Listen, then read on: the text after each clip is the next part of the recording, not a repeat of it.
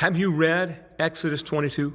Reading through these chapters, I find these supplied summary headings in my Bible: ordinances for the people, personal injuries, property rights, and sundry laws. They are not the Ten Commandments, but they are how life ought to be lived out among God's people in a practical way in alignment with the commandments. These are not the action-packed verses describing what God has done amongst the people. The verse that grabbed my attention, maybe it grabbed yours too, was this one in Exodus 22:25. Let's go ahead and read this one.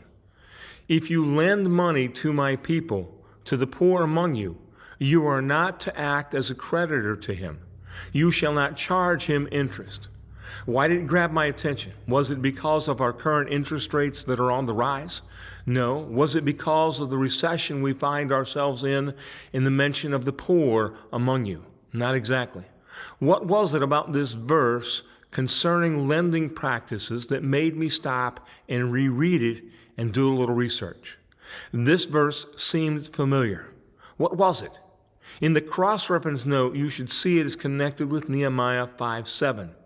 This is a verse describing the proper practice of lending among their fellow people.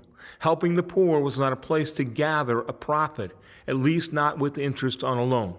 What initially seems like a secondary issue with a lowered sense of importance comes to bear a burden on the rebuilding of the walls of Jerusalem.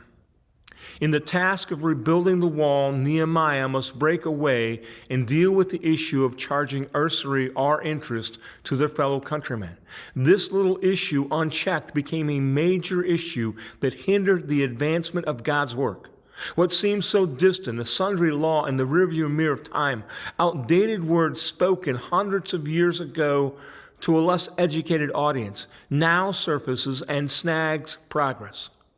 God sought to protect us from ourselves and our sinful nature. And as we still do today, we choose to ignore the truth. His word teaches us to avoid our own harm. Keep reading, encourage others to read, and expect to find more gems to help us live like Jesus. Thank you.